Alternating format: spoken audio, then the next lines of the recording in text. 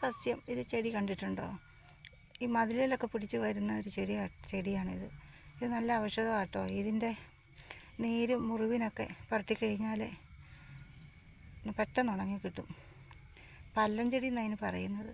എന്താണെന്ന് വെച്ചാൽ ഇത് പല്ല് പോലെ ഇതിൻ്റെ ആകൃതി, അതുകൊണ്ടാണ് തോന്നുന്നു അങ്ങനെ പറയുന്നതിന്. ഇതിന് വേറെ പേരുകളൊക്കെ ഉണ്ടാവും, അതറിയില്ല.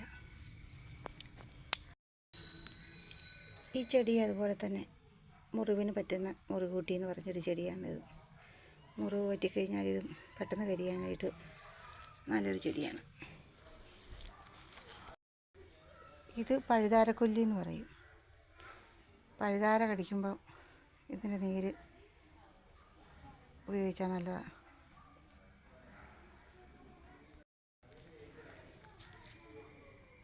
ഇത് തിപ്പല്ലി എന്ന് പറയുന്നൊരു മരുന്നാണ്.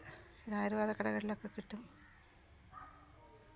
നല്ലൊരു ചെടിയാണിത്.